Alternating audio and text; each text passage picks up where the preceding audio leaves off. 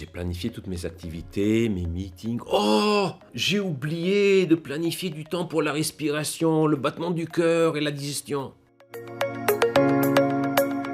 Vous savez combien d'activités se passent dans notre corps sans qu'on s'en aperçoive et qui sont fondamentales à notre vie? Chaque jour, inconsciemment, on inspire et expire à peu près 16 000 fois pour 8 000 litres d'air. Chaque jour, notre cœur y bat plus de 100 000 fois. Chaque année, nous produisons entre 50 et 100 litres de liquide lacrymal qui permet de lubrifier nos yeux. Le cycle digestif dure environ 24 heures et est organisé de la façon suivante. Œsophage quelques secondes, estomac environ 4 heures, intestin grêle environ 4 heures et gros intestin environ 16 heures. Qui s'occupe de gérer tout ça? Le système nerveux autonome qui s'occupe de plusieurs fonctions, comme par exemple le rythme de la respiration, la digestion et la tension artérielle. Et tout ça sans effort conscient de la personne. Après que le système nerveux autonome a reçu des informations à propos du corps et de son environnement, il stimule des processus physiologiques, en général à travers le système sympathique, ou les inhibe à travers le système parasympathique. En fonction de la situation et des organes à contrôler,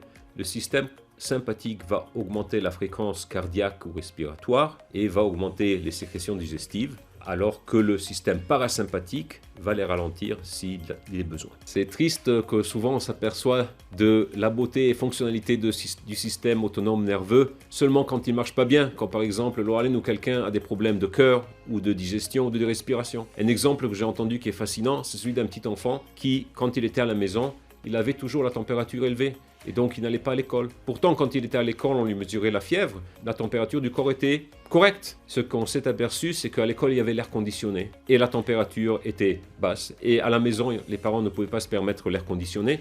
Donc, la température était plus élevée. Et le système autonome nerveux ne marchait pas trop bien. Donc, il ne régulait pas la température à valeur constante, comme il se passe pour des personnes saines. Donc, notre corps, il est généralement entre 36,5 et 37 degrés Celsius, et ça marche quand il fait chaud et quand il fait froid. Mais par contre, pour cet enfant où le système ne marchait pas trop bien, s'il faisait un petit peu plus froid, la température du corps baissait, et s'il faisait un petit peu plus chaud, la température du corps était plus élevée. Hachem a insufflé dans Adam, le premier homme, une neshama. Et on avait déjà mentionné ça.